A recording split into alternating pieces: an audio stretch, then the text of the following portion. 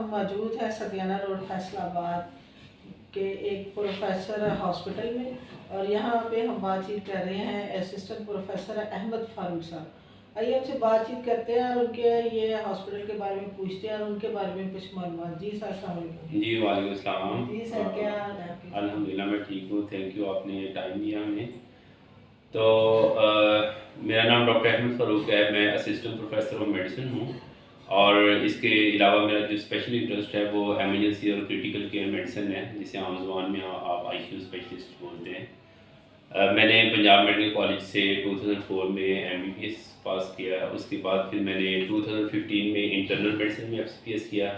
और मैं पूरे फैसलाबाद शहर का वाहिद आईसीयू और क्रिटिकल केयर कंसल्टेंट था, जो कि इंटरनल मेडिसिन में एफसीपीएस करने के बाद फिर मैंने सेकंड फेलोशिप की है, एक और स्पेशलाइजेशन की है, जिसे शोबा इंतहाई निगहदाश्त बोलते हैं।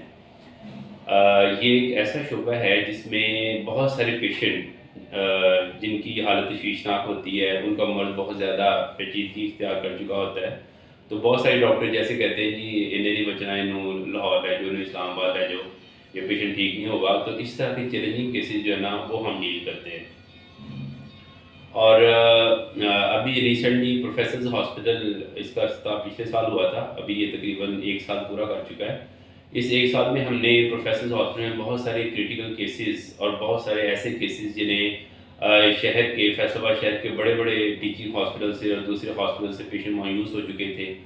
और पेशेंट बहुत ज़्यादा अफोर्डिंग भी नहीं थे, वो out of city Islamabad, Karachi, Shifa hospital जैसे महंगे हॉस्पिटल के आईसीयू में ले जाना अफोर्ड नहीं कर सकते थे।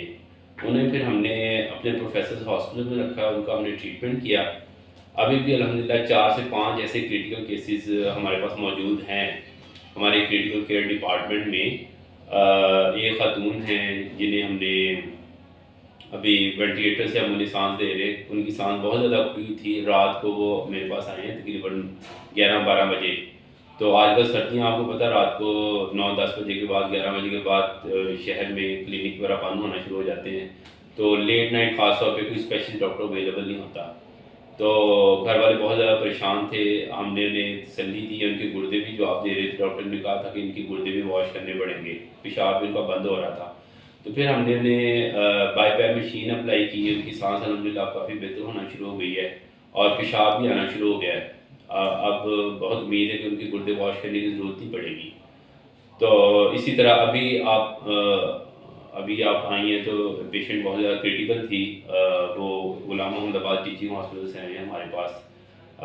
वो भी ग्रोथ में जा रही हैं, उनकी काफ़ी ज़्यादा इश्यूज़ हैं, उन्हें हमने एडमिट करके उनका ट्रीटमेंट शुरू किया है। तो बेसिकली ये जो शोबा इंतहाई निगहदाश्त है, आईसीयू है, क्रिटिकल केयर मेडिसिन है, एमरजेंसी मेडिसिन है, ये शोबा हमारे शहर में आज से 4-5 साल पहले तक तो लोग इससे बहुत ज़्यादा वाकिफ़ नहीं थे, ख़ास तौर पे अवामुन्नास जो हैं। और जो हॉस्पिटल बड़े हॉस्पिटल थे, अलाइड हॉस्पिटल है, सिविल हॉस्पिटल, इन हॉस्पिटल्स में बेड कम होते थे, वेंटिलेटर्स आमतौर पे दस्तयाब नहीं होते थे, जैसा कि आपने कोरोना के दिनों में देखा।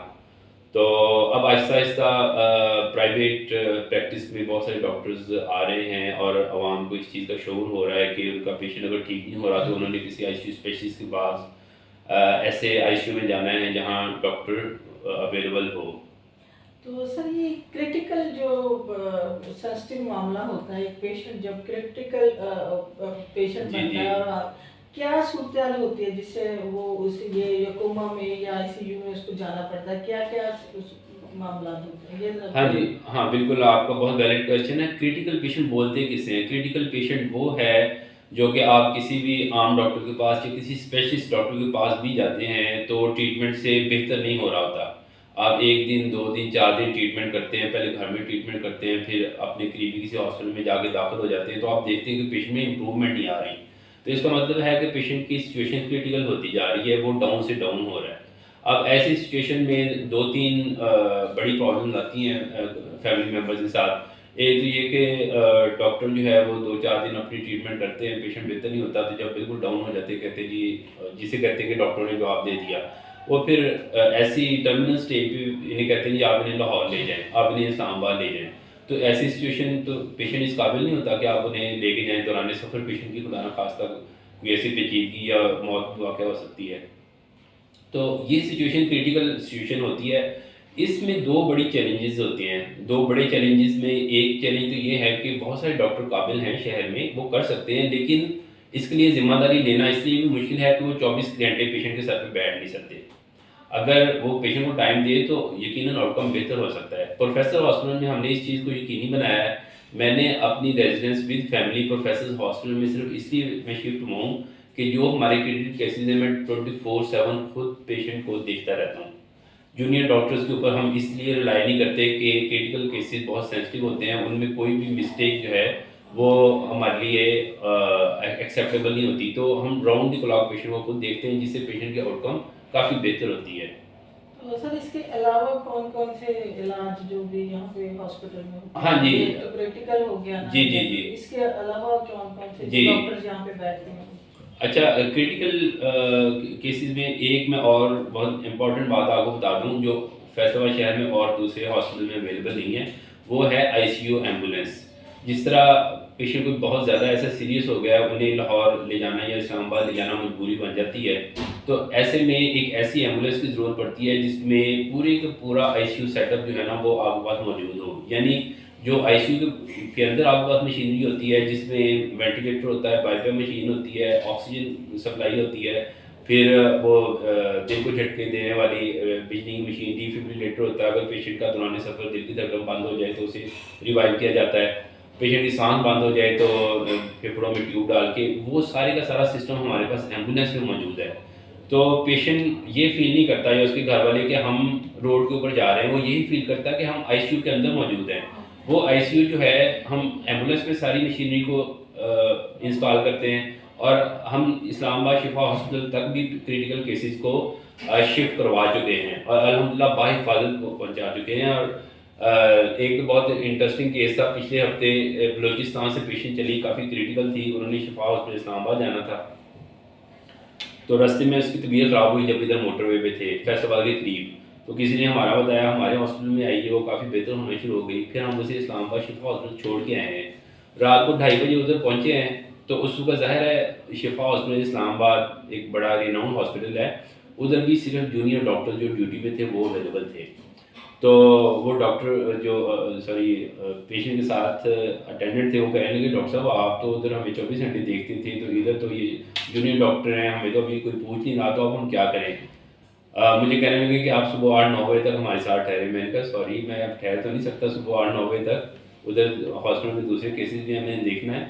तो बाद में भी उनके फ़ोन आते रहे मुझे, यानी पेशेंट जो है वो इस हिसाब से उन्हें जो सर्विस है 24/7 जो मिलनी चाहिए एक स्पेशलिस्ट डॉक्टर की या असिस्टेंट प्रोफेसर की, वो कहीं भी अवेलेबल नहीं होती, वो हम इधर दे रहे हैं। फिर इसके अलावा जो आप पूछ रही हैं कि क्रिटिकल केयर के अलावा और कौन से जो है स्पेशलिटीज़ हम कर रहे हैं, तो उनमें हमारे पास 15-16 दूसरे शोबे हैं, जिसमें गायनी का शोबा है, बच्चों का है, बच्चों की नर्सरी है।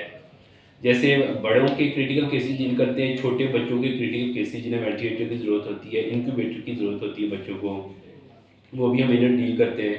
फिर हमारे पास कैंसर के स्पेशलिस्ट डॉक्टर आते हैं, हमारे पास हार्ट के स्पेशलिस्ट डॉक्टर आते हैं, इकोकार्डियोग्राफी करते हैं। हमारे पास साइकोलॉजी के हैं, साइकेट्री के डॉक्टर्स हैं जो अजीज़ फातिमा के हेड ऑफ डिपार्टमेंट हैं। फिर हमारे पास और दूसरे शोबों में जो पल्मोनोलॉजी के डॉक्टर्स हैं, बहुत सारे डॉक्टर्स हमारे पास ऑन कॉल आते हैं, तो हम क्रिटिकल केसेस को हर तरीके से फैसिलिटेट करते हैं। तो ये तो हो गया आपका एक हॉस्पिटल का सारा सिलसिला। वैसे आप एक डॉक्टर हैं, एक मसीहा हैं, आप आम एक इंसान को जो आजकल ये कोरोना की दोबारा एक लहर जो आ रही है, वेरिएंट को जी, जी। कोरोना जिसको कहा जा रहा है, तो आम तौर पे आप क्या लोगों को सजेस्ट करेंगे सर्दियों में कि इस बीमारी से कैसे बचा जा सकता है? आप जो हल्की फुल्की बीमारी आती हैं या जी, जी। क्रिटिकल बंदा हो जाता है, तो जी, उससे जी। कैसे आप बच सकते हैं? थोड़ा सा आप लोगों को अवेयर करें। जी, जी। अच्छा मैडम, आपने कोविड के बारे में पूछा, कोरोना के बारे में, तो अभी बिल्कुल दोबारा लहर आ रही है कोरोना की। जैसे कि मोस्टली ये सर्दियों का मौसम होता है ना, दिसंबर, जनवरी, फरवरी का मौसम, ये निमोनिया का मौसम होता है, तो कोरोना भी निमोनिया की किस्म है। बहुत सारे केसेस आ रहे हैं, उनमें कोरोना किसी में डायग्नोज होता है, किसी में नहीं होता। तो इसकी एहतियाती तदाबीर में तो सबसे इम्पॉर्टेंट चीज़ ये है कि कोरोना की वैक्सीनेशन जो है, बूस्टर डोजेज़ पहले लगती रही हैं। पहले एक बूस्टर रिकमेंड की गई, फिर 2 बूस्टर रिकमेंड किए गए सभी लोगों में। तो बहुत सारे लोगों ने यकीन लगवा लिए होंगे, जिन्होंने नहीं लगवाए वो अपने बूस्टर ज़रूर मुकम्मल करें, ताकि उनमें या तो कोरोना की बीमारी का अटैक ना हो, लेकिन अगर कोरोना की बीमारी का अटैक होता भी है तो उसकी शिद्दत बहुत ज़्यादा ना हो। एक तो उनके लिए ये इंस्ट्रक्शन है। इसके अलावा मेन इंस्ट्रक्शन ये होती है कि कोरोना ज़्यादा परेशानी का बायस ऐसे अफराद में बनता है जिनमें क़ुव्वत मुदाफ़त कम होती है, जो शुगर, ब्लड प्रेशर के मरीज़ हैं, जिनके गुर्दों का डायलिसिस हो रहा है, जो कैंसर के मरीज़ हैं, जिनकी उम्र 65 साल से ज़्यादा है, जो हामिला ख़वातीन हैं, ये वो सारे लोग होते हैं जिन्हें कोरोना जो है वो ज़्यादा शिद्दत के साथ जिन पे हमलावर होता है। तो ऐसे लोगों को चाहिए कि वो इन दिनों में ख़ासतौर पर हॉस्पिटल वगैरह ज़्यादा विज़िट ना करें। अगर उनकी फैमिली में कुछ ऐसे लोग हैं, कुछ जिनका शोबा नर्सिंग से रिलेटेड है, जो डॉक्टर्स हैं, जो हॉस्पिटल आते जाते हैं, तो वो उनके कमरे में जाने से अवॉइड करें ताकि जरासीम उन तक ना पहुँचे।